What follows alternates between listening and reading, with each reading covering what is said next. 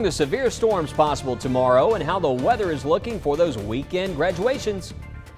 And new on First Alert Weather Extra, a college campus underwater in Oklahoma and severe storms causing major damage in Pennsylvania. We'll take a look at this severe spring weather pattern that we're in. And your Shinty Rodriguez joining us live tonight from Pelham in the park and how this outreach event is designed to help families and students all across our community. Live on your side, First Alert Weather Extra starts right now. And we are so glad you are with us here for First Alert Weather Extra. Lauren back with us today. Yeah. And Lauren, the rain chances have been limited, but that's about to change. Oh, yeah. We are just going to do a complete 180 here. It's been so warm and humid. We talk about this, Wes, a lot. We're just kind of waiting for that bubble to pop. Right. And as you always say, the weather lowdown. Oh, yeah. Just to give you the weather lowdown here, we've been looking at a lot of the models. Most models are telling us these storms are going to move in tomorrow night, but one of the more higher reliable models, the HRRR, it actually shows those storms dissipating as they move into the central part of the state. So will those storms make it into East Alabama tomorrow night? That's the question. It is a question. And unfortunately, these northwest flow patterns that we can get in as we transition into May, they are awfully tricky, and our models don't do the best job of pinpointing. Look, we get into summer, it's so important that you check in with us daily, check that weather app, because storms today can impact the forecast tomorrow. So that's the kind of pattern we're in, and it screams May. It does. That's what this pattern tells us right now. Let's go over right now, first off, to the radar, and we have a enhanced risk for severe weather west of us, and it's happening there. As we go local, as we take you, I want to go to, this is the camera view at Oak Grove. This is right there in the Sylacauga area. You are actually looking at the tops of storms in the Montgomery area from Talladega County, but this is moving to the north direction. So if you're in Rockford and Weogufka, over towards Lay Lake and places like Clanton right now, Maplesville, this is moving to the north. It's a very thin band of rain, but we do have a little bit of wet weather that we are tracking. Our weather watcher Brandon Still actually reported in a downpour earlier in Oxford, but this looks like it's going to reach us here in Chilton County. You can see it's almost actually into Chilton County. Maplesville, this will be reaching us soon. So a first alert for a passing downpour. You can see Pletcher and north towards Isabella along County Highway 22 there, and then over towards Clanton as well. If this holds together, certainly could be some impacts there from that stretch near Prattville and the Marbury area and points north there. May run into some heavy rain for folks there on the interstate. But there's Rockford, there's Sylacauga, and you can see how far away those storms are. But we were seeing they're actually around Wetumpka right now and tracking to the north. So let's put this all into motion. This is that 60-minute advantage that you get right here. We're showing you over the next couple of hours. This shows by between 7:30 and 8:30 some impacts around Clanton, also around Lake Mitchell, and also Rockford possibly after 7:30 if this holds together. We could see that reach us there as it moves to the north. But that's it. Again, most of the area we're in good shape. If you're about to head out the door, we have temperatures, as you can see, in the 80s right now. What we are watching, though, is what's happening back in here. Look at these storms. This is that complex Lauren was telling you about, and it's moving in from the west direction. There's tornado watches with this. Now, this wave is going to fall apart, but this all redevelops tomorrow, and you can see timing-wise moves into the western part of the state as early as 3 o'clock. So most of the day tomorrow, we will still have plenty of opportunities for outdoor activities. Watching the afternoon and evening, could be a couple of strong to severe storms as this line moves in. Not a big tornado risk with this. The main concern will be some straight line winds, frequent lightning, maybe some hail producers. So let's watch out for that tomorrow night. Some storms tomorrow night, but also Friday and Saturday. And we'll talk more about that timing coming up. Right now, let's go back to Lauren. Thanks, Wes. Well, new on First Alert Weather Extra tonight, tornadoes hitting parts of the U.S. this week, and this is in an already busy and severe spring storm season. Right now, scientists are working to gain a better understanding on which climate factors are causing the rise in storms. Here's Ted Linder. While spring may signal the beginning of warmer temperatures across the country, the National Weather Service says March through May is severe weather season. And some weather experts warn this year may be worse than normal. We've had close to record numbers of tornadoes and wind reports relative to the last 15 years. As the number of dangerous thunderstorms and tornadoes continue to increase throughout the South and Midwest, scientists are pointing to a few potential factors. We're in a weak La Nina state, which has colder than normal sea surface or ocean temperatures in the Pacific. Second factor is that the water in the Gulf of Mexico was warmer than normal, by a few degrees. Warmer temperatures are also linked to heavier rainfall, but factors for severe thunderstorms are more difficult to track. We don't have a deeper understanding of how severe thunderstorms and tornadoes respond to warming in general. As storms become more severe, weather experts say improvements are being made to models to accurately predict when a storm is quickly approaching. Something like our forecasts for 2 days from into the future are actually now as good as our forecasts just 1 day into the future that we used to make a couple of decades ago. While severe storm prediction is improving, scientists are still working to understand more about thunderstorms and tornadoes, including where they will likely form and when there's a potential for a storm to occur. I would still say we're getting better at predicting things, but there's certainly room for improvement and lots of ways in which, lots of scenarios where it's difficult to predict. Ted Lindner, Fox News. Well, in a few minutes on First Alert Weather Extra, your meteorologist Matt Daniel takes a closer look at Alabama's average year to year when it comes to tornadoes. Well, right now on First Alert Weather Extra, your meteorologist Shinty Rodriguez is out at the Pelham in the Park event. And Wes, this is a community outreach event tailored to the needs of Pelham City Schools multilingual learners and their families. Shinty, this is the 5th year for this family and community event. Can you tell us more about the importance of the National Weather Service? It is very important, as you know, to be here providing the information not only in English but also in Spanish. And we are having lots of fun. I've loved speaking to all the kids here. And right now I'm joined by Gerald Satterwhite, meteorologist from the National Weather Service. This is the 3rd year that I have been joining them in their tent. Gerald, I wanted to ask you to tell us more about the importance of the National Weather Service participating in this kind of events. Absolutely. Glad to have you here helping us with the translations. Couldn't do it without you. But National Weather Service, much as it is with WBRC, protection of life and property during severe weather, excessive heat, tornadoes, flooding. So we spend a lot of time creating the forecast message and issuing those weather alerts. But if it doesn't make it to the people that need that information, it doesn't do much good. So we're trying to provide all this weather information in different languages, including Spanish, so people receive that information in their native language.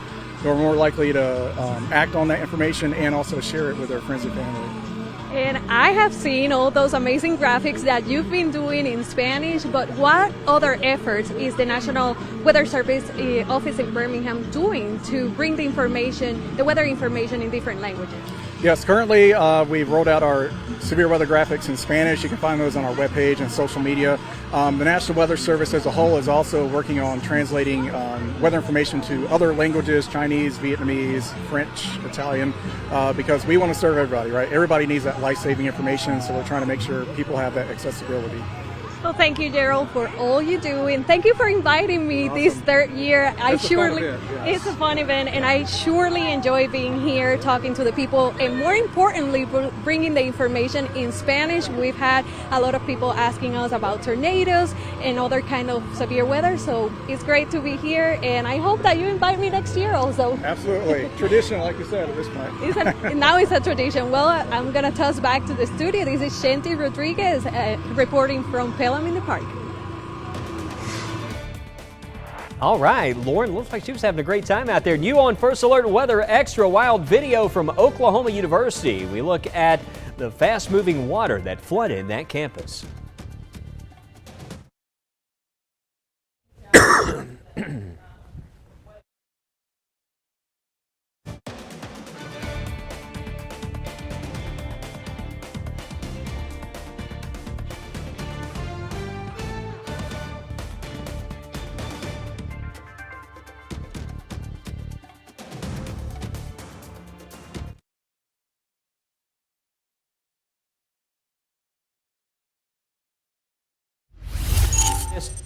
All right, it's time for a radar check here on First Alert Weather Extra. In most areas dry at the moment. Show you where we have a couple of isolated showers here. Let me take this out of the loop mode and we'll go in right now northern Coleman County and actually right over the city of Coleman. You can see that's out around Eva Road northeast and the lake. You can see around Highway 157 as well. So Smithdale and the areas north, a little downpour popping up. So we do have a couple of isolated showers also around Gold Ridge. You can see some rain, but also I've been telling you about this line of showers and storms. There was a little bit of lightning with this. Let's go to lightning counter and see what we have.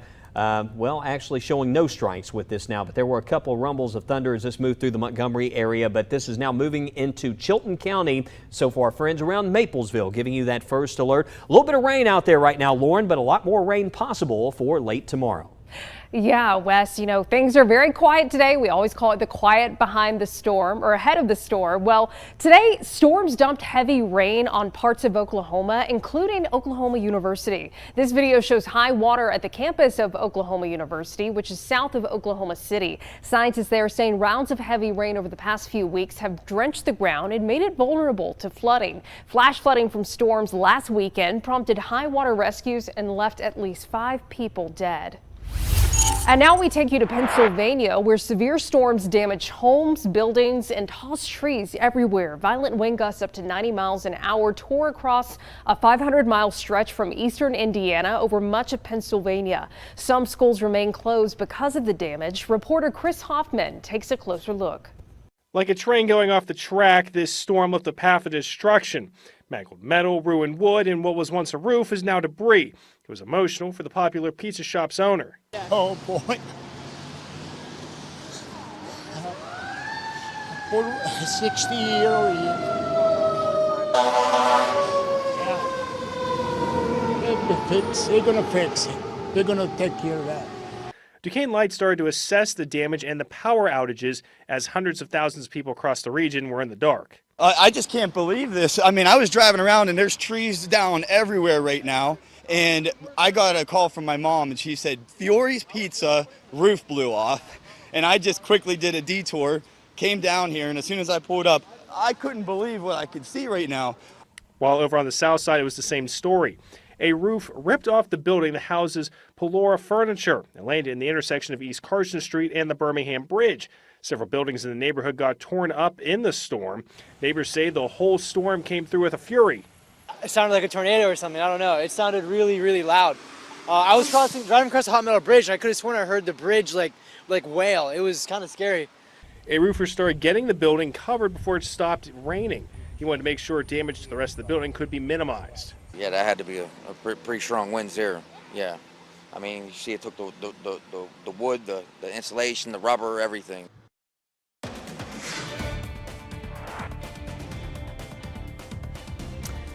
And coming up on First Alert Weather Extra, we're going to be talking more about that rain chance coming up tomorrow and more on the severe weather in April in Alabama. As we wrap up this month, we take a look back at some tornado climatology coming up right here on First Alert Weather Extra.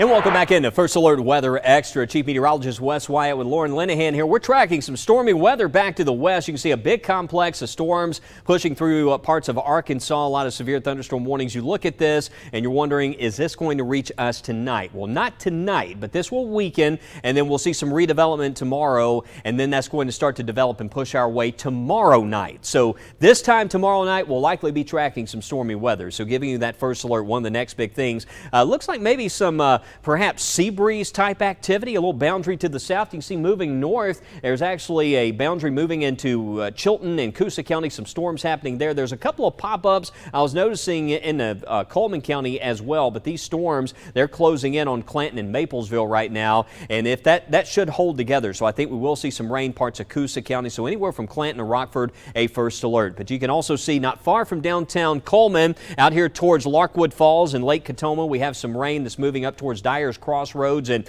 also around County Line there, far northern part of the county, tracking some rain. That's also drifting to the north, but not a lot of wet weather. But a very cool view from Oak Grove, and I'm just showing you this because we're getting into that time of the year. We have these tall thunderstorms, these towering cumulus clouds, and that's the boundary you can see from Talladega County with that line that's pushed through the Montgomery area. So to the south, you can see it approaching from the south. Not seeing very much height to this. Typically with storms, you know, you have those really tall clouds, but we are certainly seeing some cumulus there to the south, some pockets of heavier rain that will be moving in from the south direction. That's far away from Birmingham. We're looking good around the Magic City right now. Bessemer to Birmingham points to the east there. Most of the area rain-free. Lovely view from Jasper. We're at 82 degrees here in Jasper. I know Tuscaloosa earlier this week we were telling you about, tied 90 degrees for a high. We've had quite a warm-up, and tonight we'll see those temperatures there. You can see in the 70s. Not a lot of rain, but notice even tonight that model data is showing maybe some of that leftover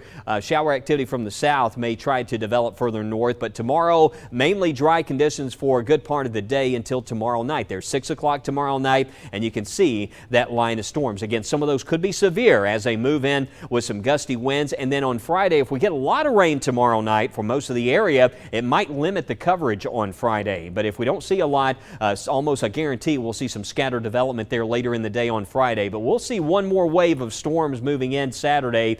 You can see those Thursday impacts, lightning, heavy rain. We've had graduations coming up. We talked about tomorrow night with the president in town. Again, around this time, there could be some scattered storms. Let's watch Friday also for that chance of scattered storms. And then again, for Saturday's graduations, UAB, all the graduations and college graduations around the state, those rain chances will be there, especially during the morning on Saturday. So we're holding that rain chance around 60%. Drier for Sunday into Monday. But hey, we actually get some spring weather to enjoy again for May, with highs in the 70s, lows in the 50s, higher rain chances towards the end of next week. But new tonight, your First Alert meteorologist Matt Daniel taking a historic look at how many tornadoes we often see on average in Alabama each year. He breaks it down month to month. Well, we're talking about tornadoes per month in the state of Alabama, and this is from 1925 to 2025, the total amount of tornadoes we've seen in the state. So you really see it maxes out as we go into March and April, which are typically our two most active months. And of course, we get a second surge of tornadic activity as we go into the late fall and early winter months. Of course, April, this kind of is an outlier because we've had significant events in the past, like 1974, and of course 2011 has really inflated those numbers for the month of April. But let's talk about tornadoes overall when it comes to the average amount of tornadoes we'll see per month. So tornadoes in themselves, pretty rare. For most of our lifehood, you're probably not going to see much in the way of tornadic activity. You might be in warnings, but you may not necessarily get hit by a tornado. So in January, we average about 5 tornadoes in the state of Alabama, 4 in February. Notice it kind of goes up to about 9 on average for the state in March and 16 in April. So really, March and April are the most 2 active months for us when it comes to seeing tornadoes. Well, how does that compare on average for what we've seen so far in 2025? Well, guess what? In February, we saw 12 tornadoes and 18 tornadoes in March. So we've actually saw above average tornado activity in the state in February and March. But what about April? Now that we're finishing up the month, believe it or not, it's been relatively quiet, especially compared to last month. So we're actually seeing below average numbers for the month of April. So I'm fine with that. So what does that mean? So let's talk about the tornado statistics from 1925 to 2025. These are actual tornadoes that we've seen since 1925. Most of the tornadoes that we get here in the state are relatively weak. So we're talking EF0. About 32% of the time they've been EF0s, so wind speeds fairly low, 80 miles per hour or so. EF1, we're talking about 38% of the time we'll get EF1 tornadoes, and EF2s about 21%. But when you start talking about the significant tornadoes, the strong, violent ones, EF3, 4, and 5, that's how small of a percentage it is. We're talking about less than 7% of the tornadoes in Alabama were EF3s. Less than 2% were EF4s, and then we're talking about those destructive, violent EF5 tornadoes, less than 0.5. So very, very low, very rare to see those kind of violent tornadoes in the state of Alabama. Looking ahead as we go into May, the good news I can provide you is that tornado threat usually shifts more to the west. So notice the odds, the darker the colors, the greater probabilities of seeing tornadoes forming. We can still see tornadoes in May here in the state of Alabama, but that threat really shifts out towards Texas and Oklahoma. Then as we go towards the middle part of May, it remains across the central United States, and it stays there as we go into late May. And that's when we start transitioning into summertime, and that's usually when we just get your general thunderstorms that can produce some gusty winds and large hail. So right now, we're looking pretty good. Of course, still can't rule out tornadoes going in the month of May. Thanks, Matt. Well, of course, let's look beyond the 7-day to see if we see the potential for any severe weather threats. First, we want to look at that temperature outlook 8 to 14 days from now. So this is looking at May 8th through May 14th. And you'll notice basically the northern half of the country, and then it just scoots down here into parts of north and parts of central Alabama, above average temperatures possible. Where you don't see any blue or orange here across the southern 2/3 of the state, that's where temperatures are looking near average. So we're talking getting into the upper 70s, low 80s for high temperatures as we get into May. Now, as far as the precipitation outlook, above average precipitation out west, below average up into the upper Midwest, Great Lakes, into the Northeast. But here at home in central Alabama, near average precipitation. Notice closer to the Gulf Coast, though, we could be seeing above average precipitation chances. Now, Matt was just showing you the tornado frequency that we get on average as we look at climatology per month. But I want to show you as we go into May, where are we standing in terms of average rainfall per month over the year? So March and July are typically the months, and even really December are months when we can see some of that more prolific rainfall. But getting into May, we normally on average see about almost 5 inches of rain. So we'll see if we can end up closer to that. Let's look at the futurecast though beyond the 7-day. This is looking at May 8th. This is not this upcoming Thursday, but next Thursday, showing the potential for an upper level area of low pressure off of the Atlantic. That could bring in some northeast flow for us, bringing in some drier air. But as far as rain chances, this is going into the second weekend of May. Here we are Saturday the 10th at 3 p.m., showing that generally the weather should be behaving, maybe some scattered showers and storms in the forecasts, and noticing that Monday, May 12th, the possibility of some rain. What I want you to notice as we go farther beyond the 7-day, there's a big dig, a trough. We could be seeing a cool down as we get later into next week. We'll have a final look at your forecast coming up after the break. We'll be right back.